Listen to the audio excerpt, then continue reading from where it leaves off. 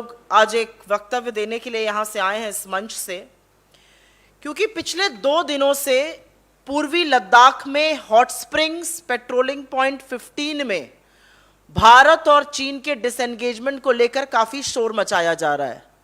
सरकार भी शोर मचा रही है और कुछ चरण चुंबक भी शोर मचा रहे हैं, लेकिन सच्चाई बड़ी भयावह है। और सच्चाई यह है कि ये एक डिसएंगेजमेंट नहीं है, ये कॉम्प्रोमाइज सरकार के द्वारा किया जा रहा है। क्योंकि मेरी समझ से परे है और हम सब की समझ से परे है कि ये कैसा समझौता है जहां पर हम अपने ही पेट्रोलिंग के अधिकार को त्याग रहे हैं। हम अभी तक पेट्रोलिंग पॉइंट 15 तक पेट्रोलिंग करते थे, उसको त्याग कर अब वहां पर बफर जोन बन जाएगी। ये कैसा समझौता है, ये कैसा राष्ट्रहित है, ये हमारी समझ से परे है। पर दिक्कत की बात यह है कि ऐसा पहली बार नहीं हुआ है। बार बार डिसएंगेजमेंट के नाम पर हमारे पेट्रोलिंग क्षेत्र बफर जोन में आ जाते हैं और हम अपनी पेट्रोलिंग का अधिकार छोड़ रहे हैं। और ये अप्रैल 2020 के पूर्व की यथावत स्थिति नहीं है, जिसको स्टेटस को एंटे कहा जाता है। अप्रैल 2020 का वो ये नहीं है। और याद रखिए, इसी स्टेटस को एंटे के लिए हमारे 20 सैनिकों ने सुप्रीम सैक्रिफाइस शहादत दी थी। ये कौन सी यथावत स्थिति है, ये हम जानना चाहते हैं, क्योंकि बार बार अपने पेट्रोलिंग पॉइंट्स के अधिकार को छोड़कर उनको बफर जोन में डाल देने से लद्दाख में करीब 1000 किलोमीटर वर्ग से अधिक के क्षेत्र पर हम अपना नियंत्रण खो चुके हैं। और ये सिर्फ और सिर्फ मोदी जी की फर्जी छवि को उभारने के लिए, उसको बचाने के लिए हो रहा है। क्या इसमें कोई इत्तेफाक है कि ये जो लेटेस्ट डिसएंगेजमेंट है, जो 16th round core commander talks के बाद और उसके 53 दिन बाद एक स्टेटमेंट के जरिए आया है, क्या ये इत्तेफाक है कि ये डिसएंगेजमेंट जो है ये एससीओ की उस मीटिंग से महज 2 दिन पहले हो रहा है, जब मोदी जी और शी जिनपिंग एक बार फिर गलबैयां करेंगे उज्बेकिस्तान में, एससीओ की समिट में मिलेंगे वहां पर? क्या ये इत्तेफाक है? क्या फिर से झूठी छवि को बचाने के लिए राष्ट्रहित को ताक पे रखा जा रहा है? यह बात सच है कि आज विदेश नीति पूरी तरह से सस्ती लोकप्रियता का शिकार है। आज विदेश नीति राष्ट्रहित के लिए नहीं, पर सस्ती लोकप्रियता, झूठी वाहवाही के लिए हो रही है। मोदी जी अपने महिमा मंडन में, अपने झूठी वाहवाही में इस तरह मशगूल हैं कि उनको शायद भूभागीय अखंडता और राष्ट्रहित के साथ समझौता करने में भी परहेज नहीं है। पर उनकी ये जो कमजोरी है ना, झूठा महिमा मंडन, झूठी छवि, झूठा फर्जीवाड़ा, इसको चीन अच्छी तरह से समझ गया है। क्योंकि इसी के चलते वो रणनीति बना रहा है।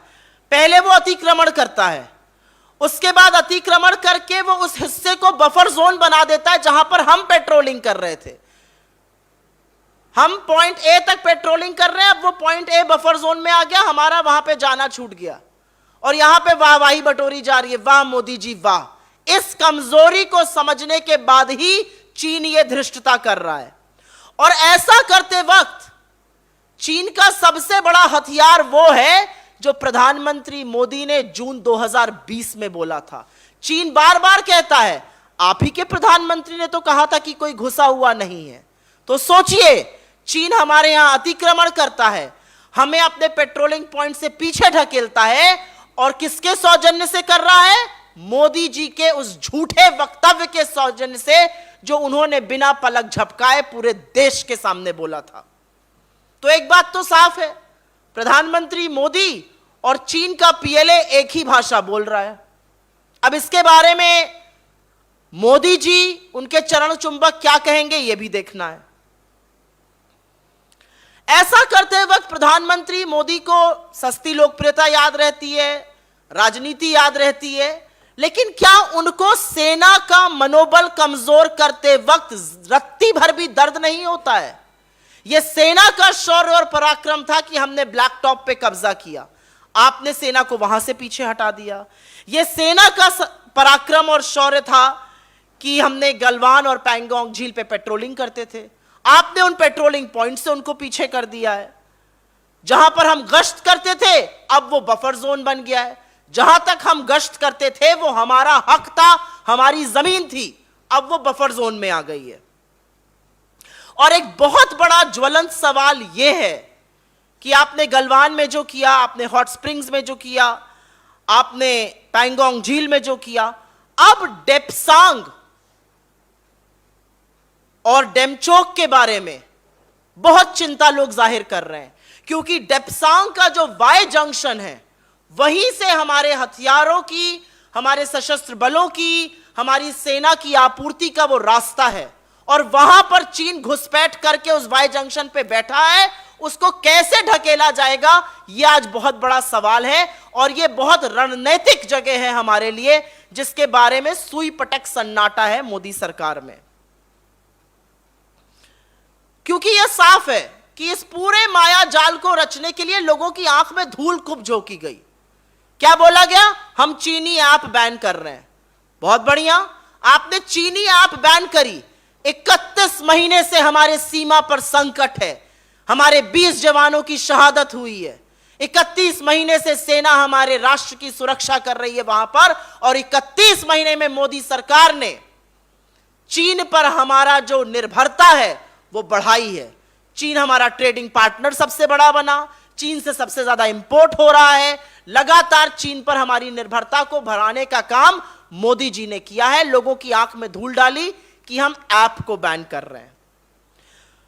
तो हमारे 4 ही सवाल हैं, और ये सवाल बड़े ज्वलंत हैं, और ये सवाल आज देश, जानकार, रक्षा विशेषज्ञ, पूर्व रक्षा के सेना के अधिकारी लगातार पूछ रहे हैं कि आखिर अप्रैल 2020 की पहले की यथावत स्थिति, स्टेटस को एंटे, जिसका आपने वादा किया था मेंटेन करने का, उसको मेंटेन क्यों नहीं किया जा रहा है? क्यों नहीं हमारे जहां पर सैनिक, सेना गश्त करती थी वहां पर आज गश्त कर पा रही है? हमारा सवाल है कि क्या भारतीय सेना पेट्रोलिंग पॉइंट 14 गलवान घाटी में, पेट्रोलिंग पॉइंट 15 हॉट स्प्रिंग्स में, पेट्रोलिंग पॉइंट 17 गोगरा में आज गश्त कर सकती है? क्योंकि अप्रैल 2020 के पहले हम यहां पर गश्त कर रहे थे। डेप्सांग और डेमचोक को लेकर सरकार की क्या नीति है, आज यह भी पूछना जरूरी है। आज यह भी पूछना जरूरी है कि अरुणाचल में चीन एक गांव बसा देता है, हमारे नागरिकों का अपहरण कर लेता है, अतिक्रमण करता है, सरकार का मौन क्यों है? मोदी जी, वो लाल आंखें आप कब खोलेंगे? या चीनी प्रेम में आप वो लाल आंखें भी भूल गए हैं और आपकी 56 इंच की तथाकथित छाती भी कुंद हो गई है? असलियत सिर्फ ये है, चीनी प्रेम आपको छोड़ना पड़ेगा और राष्ट्र प्रेम और राष्ट्र हित में काम करना पड़ेगा, क्योंकि चीन समझ चुका है कि यह सरकार सिर्फ प्रचार के लिए काम करती है। अगर ऐसा ना होता तो डोकलाम में फ्रिक्शन पॉइंट से चीन पीछे हुआ, पर सारे प्लाटो पर चीन ने फोर्टिफिकेशन किया, वहां पे अतिक्रमण किया, आज भी मौजूद है। तो प्रधानमंत्री मोदी की झूठे महिमा मंडन और फर्जीवाड़े के चलते जो देश को झेलना पड़ रहा है, जो हमारी सेना के मनोबल को कमजोर करने का काम हो रहा है, उसके बारे में सवाल जरूर पूछे जाएंगे। आखिर कैसे 1000 किलोमीटर वर्ग की जमीन चीन के कब्जे में आ गई? आखिर कैसे पेट्रोलिंग पॉइंट जहां पर हम गश्त करते थे हम उससे पीछे हो गए? आखिर क्यों हमारा हिस्सा बफर जोन बन जाता है? चीन को क्यों लगता है कि मोदी जी मान जाएंगे? और अंततोगत्वा सिर्फ एक ही सवाल जो पूरा देश पूछ रहा है, क्या बहुत देर हुई है? क्या मोदी जी अब बोलेंगे कि मैंने तब गलत कहा था और लोग घुसे हुए हैं और आज भी घुसे हुए हैं और उनको ढकेलना है और यही राष्ट्रहित है? I will make a very brief point in English. This is a very important topic about the petroling point 15 disengagement at Hot Springs. This is not the first time that we are disengaging and making buffer zones out of places and out of destinations where we were patrolling up to. This is not the first point. First it happened in Galwan, then it happened in Gogra, now it is happening in Hot Springs. Why is our army being made to push back? Why is our army being made to give up patrolling points where we were patrolling up until now? The other important point that we would want to make is, what about status quo ante? April 2020, the Prime Minister had promised this country we will go to status quo ante. Why is there no status quo ante as far as April 2020 is concerned? We also want to know, with cheap publicity and with cheap popularity with domestic audience, why is our foreign security and foreign policy being compromised? In the last 31 months of tension on our border with China, why has the Modi government done nothing decisive to ensure that India's national security is not compromised with? Important points about Depsang, because that's the Y junction and that is where our supplies happen from, and China is present there, continue to haunt. Questions about Demchok, and it almost seems that China is playing out a script. They come, they acquire a portion of our land, they stay there, and then they push us back from our patrolling points, and our patrolling points get into buffer zones. And is this happening because China has seen the chink in our armor? And the chink in our armor is that the Prime Minister is given to false propaganda. The Prime Minister is given to cheap popularity. The Prime Minister doesn't care about our territorial integrity, or he doesn't care about our national security. So there are multiple questions, but some of the questions are: when are we going to restore status quo ante? What about Depsang and Demchok? Why are we not being able to patrol at patrolling point 15, at patrolling point 14 in Ganwan Valley, at patrolling point 17 in Gogra? Why is it that the government is conspicuously silent as China comes and builds bridges and lays down lay of the land for villages in Arunachal, kidnaps our citizens? And is this all happening because Modi ji is not being able to give up his love for China? पर चीनी प्रेम को तो छोड़ना ही पड़ेगा Modi ji. Happy to take your questions on suo moto first, please. जी सिद्धार्थ, नहीं पहले चीन पे.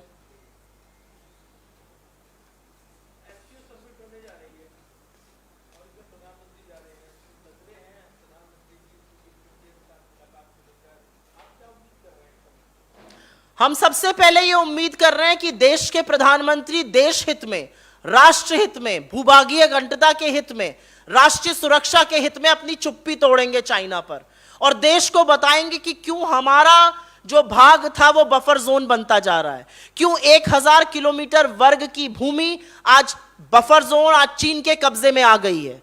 हम सबसे पहले ये अपेक्षा करते हैं प्रधानमंत्री से. हम सवाल पूछते हैं प्रधानमंत्री से कि अपने झूठे महिमा मंडन, अपनी झूठी सस्ती लोकप्रियता के चलते क्या आप राष्ट्रीय सुरक्षा के साथ इस तरह का समझौता करने को तैयार हैं? क्योंकि प्रतीत यही होता है.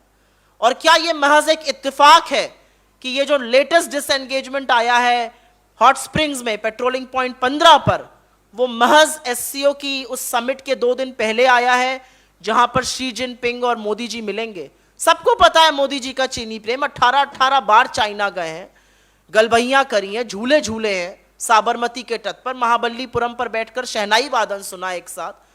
लेकिन अब राष्ट्रहित के बारे में बात करनी पड़ेगी. अब गले मिलने का, झूले झूलने का, पींगे मारने का टाइम खत्म हो चुका है. 20 वीर सपूतों को इस देश ने शहीद होते हुए देखा है. आज हम पूछना चाहते हैं उनकी शहादत का बदला क्या आपका मौन है मोदी जी?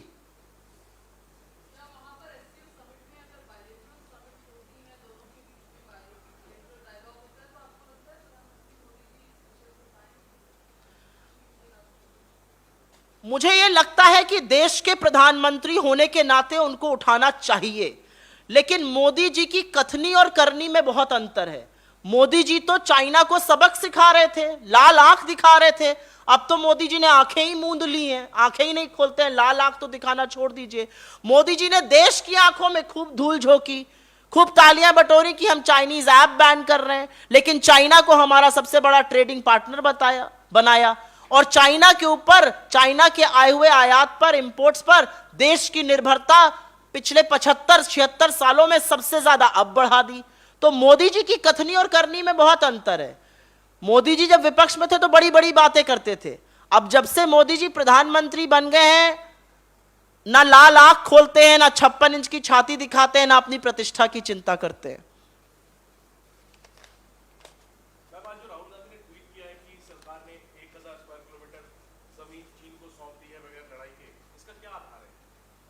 इसका आधार यह है, जो मैंने आपको, वैसे तो बहुत कुछ है लेकिन 3 पेट्रोलिंग पॉइंट की जो मैं बात कर रही हूं। गलवान वैली जहां पर शहादत हुई लोगों की, वहां पर पेट्रोलिंग पॉइंट 14 तक हम गश्त करते थे। हॉट स्प्रिंग्स के पेट्रोलिंग पॉइंट 15 तक हम गश्त करते थे, और गोगरा के पेट्रोलिंग पॉइंट 17 तक हम गश्त करते थे। आज वो सारे इलाके जहां तक हम गश्त कर रहे थे वो बफर जोन में आ गए, हम वहां तक जा नहीं सकते हैं। ऐसी ही कितनी जमीन जिसका कुल योग करीब 1000 किलोमीटर वर्ग, जिसको स्क्वायर किलोमीटर आप बोल रहे हैं, वो है, और ये बिना बोले, बिना बात किए ये जमीन चीन को दे दी गई है। तो ये अपने आप में एक बहुत बड़ी चिंता का विषय है। देखिए जाकर रक्षा विशेषज्ञ क्या कह रहे हैं, पूर्व सेना के अधिकारी क्या कह रहे हैं, पूर्व सेना प्रमुख क्या कह रहे हैं कि ये सिर्फ आंख में धूल झोंकने की बात है। स्टेटस को एंटे, जब तक अप्रैल 2020 के पूर्व की यथास्थिति नहीं बनती है तब तक ये सब बातें बेमानी हैं। आप क्यों अपने गश्त किए हुए इलाकों को छोड़कर पीछे हट रहे हैं, आज ये सवाल है, और उसका आधार भी यही है। कोई और सवाल? जी।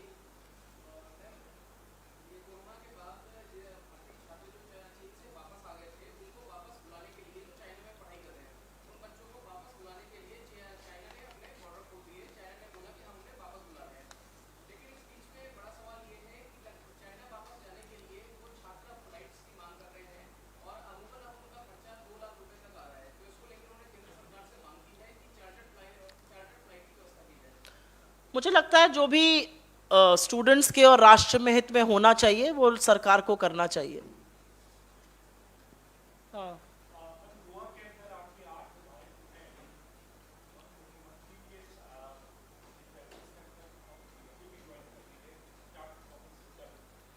ये ऑपरेशन कमल और ऑपरेशन लोटस का एक और नमूना है, और वो ऑपरेशन लोटस या ऑपरेशन कमल, जिसको आप में से आपके कुछ साथी चाणक्य नीति बताते हैं, वो देश का सबसे बड़ा भ्रष्टाचार है, वो देश की संस्थाओं का सबसे बड़ा दुरुपयोग है।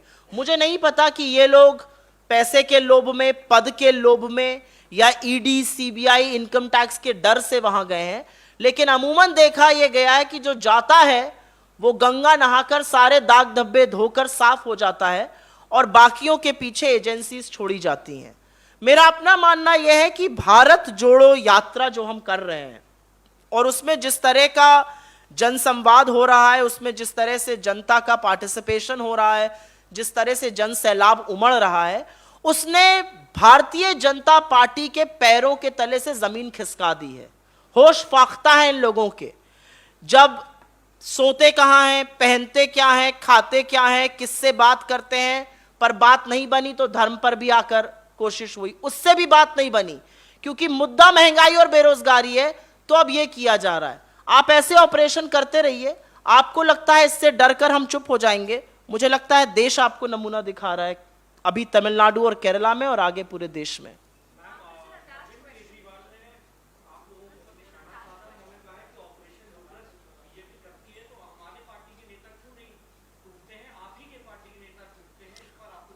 ऐसा है कि मुझे ऐसा लगता है कि इस मंच से हमें शायद अरविंद केजरीवाल जी के बारे में बात करनी बंद कर देनी चाहिए, और इसलिए कर देनी चाहिए कि वो एक जिम्मेदार राजनीतिक व्यक्ति हो तो उनके बारे में बात करी जाए। वो एक स्टंट मैन है, वो स्टंट करते हैं, उनको पॉलिटिक्स और राजनीति को लगता है वो स्टंट है। वो प्रचार जीवी में मोदी जी से भी 2 हाथ आगे निकलने की कोशिश कर रहे हैं, तो उनकी बातों का क्या तथ्य है, उनकी बातों का क्या अर्थ है, बेमानी बातें होती हैं उसके बारे में जिक्र नहीं करना चाहिए, नॉन सीरियस बातें करते हैं।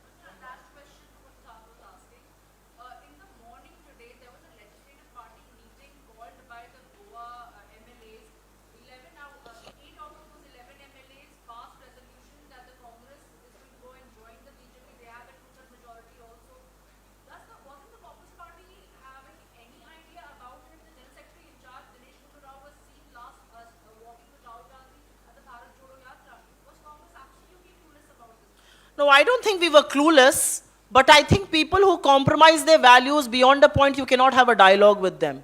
I think it is absolutely erroneous for anybody to believe that we did not know. But I think if you're willing to compromise on the very principles on which you fought this election, Goa के उन MLAs ने, उन विधायक ने जब लोगों से जाकर वोट मांगा था तो भारतीय जनता पार्टी के खिलाफ अपने लिए वोट मांगा था। किस मुंह से आज आप भारतीय जनता पार्टी ज्वाइन कर रहे हैं? पॉलिटिक्स में या राजनीति में विचारधारा नाम की कोई चीज होती है या उस पर आप कुलाचे मार के बदल लेते हैं? मेरा अपना मानना है कि विपक्ष की राजनीति करना आज बहुत मुश्किल काम है, और मुश्किल खास तौर से उन लोगों के लिए है जो एजेंसी से डर जाते हैं और लोभ की लोलुपता में बह जाते हैं। अगर ऐसा नहीं होता है तो आप साथ मिलकर लड़ाई करते हैं, जैसे हजारों करोड़ों लाखों लोग इस देश में कर रहे हैं। I'll just take another question and come back to you.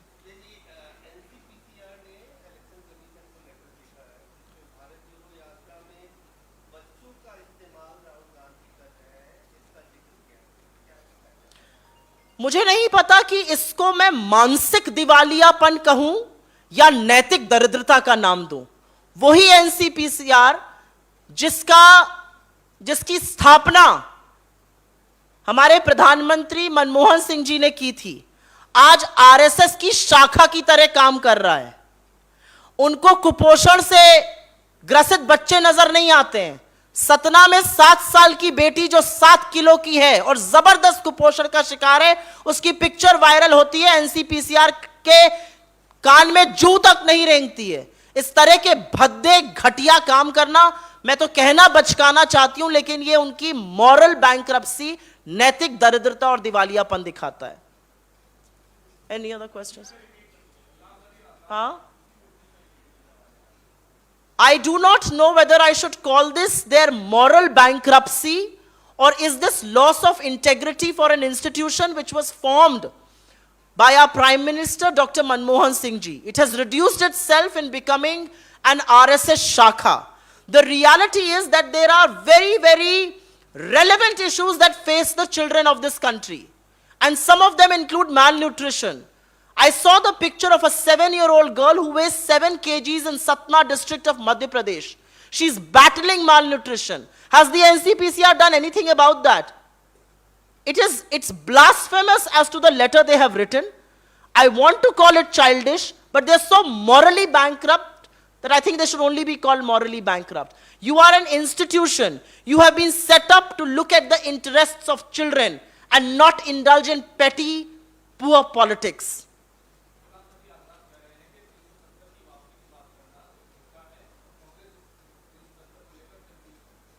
उनको पहले खाली कुर्सियों का जवाब देना चाहिए। You asked a question.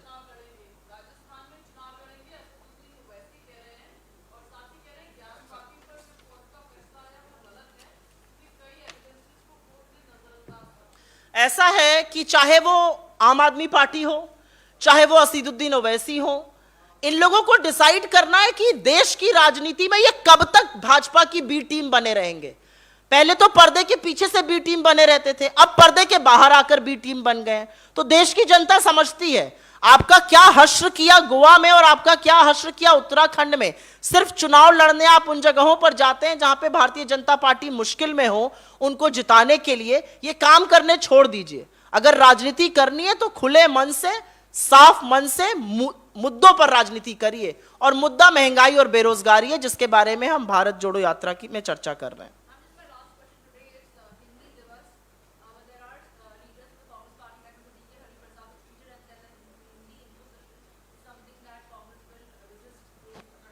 I am a purely Hindi speaking person. I speak in English, but my mother tongue is Hindi. It's a beautiful language. मुझे वो बहुत अच्छी लगती है। मेरी माँ दुनिया की सबसे अच्छी माँ है। क्या आपकी माँ दुनिया की सबसे अच्छी माँ नहीं है? बात इसकी ये है, भाषा जो है वो अभिव्यक्ति का एक जरिया होता है। भाषा की मधुरता आपके विचार और आपकी अभिव्यक्ति में झलकते हैं। मुझे हिंदी बहुत पसंद है। मेरी माँ दुनिया की सबसे अच्छी माँ है। आप कहिएगा आपकी माँ दुनिया की सबसे अच्छी माँ है। भाषाओं पर यह निरर्थक चर्चा है। हिंदी एक बहुत सुंदर भाषा है। हिंदी में जो लोग हिंदी में बोलते हैं उसमें अभिव्यक्ति बहुत ही खूबसूरत है। मुझे लगता है हिंदी में जो हिंदी बोलने वाले लोग हैं वो बेस्ट अभिव्यक्ति, सबसे अच्छी अभिव्यक्ति हिंदी में करते होंगे, लेकिन जो बाकी भाषा बोलने वाले लोग हैं वो उसको बोलते हैं। इसमें मुझे लगता है इसमें कोई विरोधाभास नहीं है। आपकी माँ भी बहुत अच्छी है, मेरी माँ भी बहुत अच्छी है, आपकी भाषा भी बहुत अच्छी है, मेरी भाषा भी बहुत अच्छी है। इसमें कोई ऊपर और कोई नीचे नहीं है। धन्यवाद। Thank you.